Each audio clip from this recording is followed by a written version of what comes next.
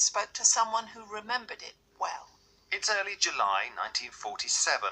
A strange light has been reported in the sky to the north of the U.S. Air Base at Roswell in New Mexico. Intelligence officer Major Jessie Marcell has been sent to examine strange metal debris that's said to be strewn across the desert. In the middle of the night, he comes home to show his family what he's found. Jessie Marcell Jr., who was 11 years old at the time, takes up the story. My dad woke my mother and myself up so we could see remnants of what he called a crashed flying saucer. Kind of groped my way into the kitchen where the debris was located, and he was so excited. His excitement was catching. The debris itself that he brought in was consisted of a lot of foil-like material, almost like aluminum wrap today, but it wasn't the same thing. There was also some beams, looked like little tiny I-beams, and the strangest part of those I-beams, they had a writing along the inner edge. And I thought this was first like Egyptian hieroglyphics, but it wasn't that. It was more like geometric symbols, truncated pyramids, circles, dots, squares, triangles, all in a different configuration. And they all had a very peculiar color of being purple, violet hue, which was semi-reflective in light. You were 11 years old at the time. Did you know what a flying saucer even was at that age? At that time I didn't, but I realized from my dad's excitement that this was something very strange. And I did not really keep up with the flying saucer until he brought parts of one home. And there were other bits of metal that were what? That were very thin and hard to bend?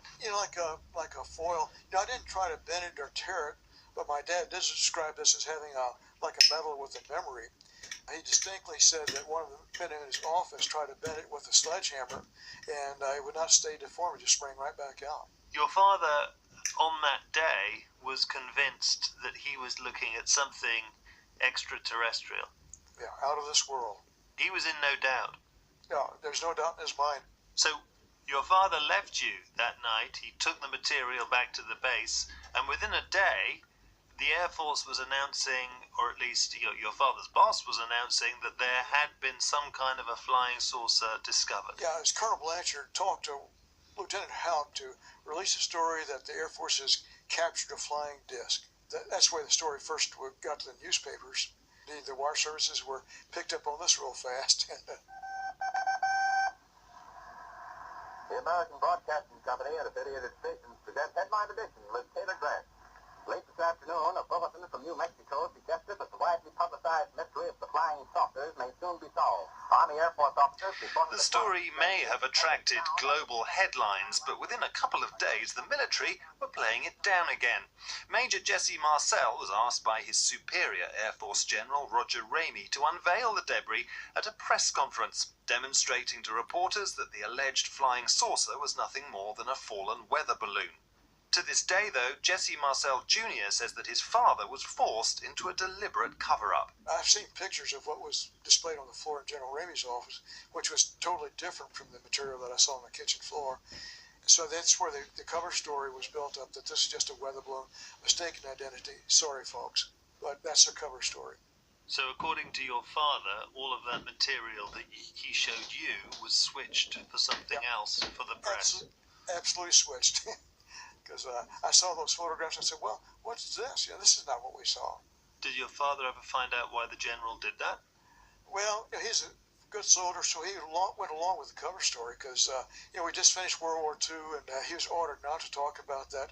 And indeed, he was ordered to tell anybody who talked about this to keep it a secret. Like, when he got home from Fort Worth, he sat my mother and myself down and said that this is not to be ever talked about again. Treat it like a non-event, because if it didn't happen, you didn't see anything, right? I said, yes, sir, right. It wasn't until 1978 that the story became news again, when Jessie Marcell's father, now retired from the Air Force, stepped forward to tell a UFO researcher that he'd taken part in an official fabrication. This is part of what he said. We found this piece of metal, and it felt like you had nothing in your hands. It wasn't any thicker than the foil from a pack of cigarettes. You couldn't bend it, you couldn't dent it, you couldn't burn it. It wasn't anything of this earth, that's for sure. It could not have been. Other alleged witnesses began to appear, and the incident soon became the world's most talked about UFO sighting, even more so when stories emerged of a second Roswell crash site, at which bodies of alien creatures had been discovered. there was actually two areas where debris was found. There was the primary debris field that my dad was associated with, but it appears that there was a much larger part of the craft some distance away, and if there were bodies there, that's where they were located. Now, my dad never saw the bodies, but he said he knew people who did see them, so I take him for his word. Do you believe those stories? Well, I can only report accurately on what I saw. If I didn't see it, it's just conjecture on my part, but I think it's certainly a possibility. There have been allegations made against your father in recent years that in interviews, he made up stories about himself, he embroidered his military career, his flying record. Is that true? Well, it's all in his service record. I read through his OER reports, and he always got glowing officer evaluation reports. And, I guess as time goes on, as you age, you tend to embellish some of the things that you saw just to make it more interesting. But he's said to have claimed that he shot down 5 enemy planes during World War II, and his record suggests he didn't do that. That I did not read, but I know he had to bail out of planes over the Philippines. Was your father prone to exaggeration? No, not to my knowledge. How do you feel then about your father having found himself, I suppose, at the center of the most famous UFO sighting possibly of all time? Well, it's just being at the right place at the right time or wrong place at the wrong time. But I admire him for coming out back in 1978 to finally disclose what he saw. But he didn't care what people said about him. He didn't care whether they believed him or not. He just knew what he thought was true. Yeah, and that's the way I am too. I don't care what people say or think, but I know what I saw. Looking back, what is it that you think you saw? Well, I can only describe it as something that seemed out of our civilization because the material that he described and I saw has no relationship with anything that I know of today. Do you believe that you were touching something extraterrestrial? I do believe it, yes. Not a doubt in my mind. How do you account for the fact that aliens came to Roswell in 1947 and we don't have any reliable sightings of them ever having come again? Well, New Mexico itself would have been a very interesting state to visit because they did the first nuclear weapon test at Trinity in New Mexico in April 1945. So that would have triggered some interest on the part of them, and I think that would be a very interesting place for them to be. In adult life, Jessie Marcell Jr. also joined the military, becoming a surgeon. He wrote a book about his father's role in the Roswell incident, and he said he doesn't tire of telling the story about what happened on that fateful day in 1947. It's there, it happened, I know what it was, it changed my life. It really reinforced my belief in God because I believe that God, the Creator, created more than us. He created a lot of other civilizations out there. Do you wish you'd actually met one of these creatures from outer space? I do. I'd like to converse with them to say, how do you do it? How do you get here from there? And what are their religious beliefs, if they have any?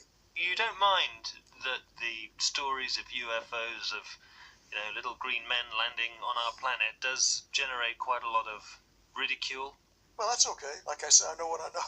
I know what I saw, and I just would be glad when everybody knows this. And I think sooner or later, they will. That was Jessie Marcell Jr., who died in 2013.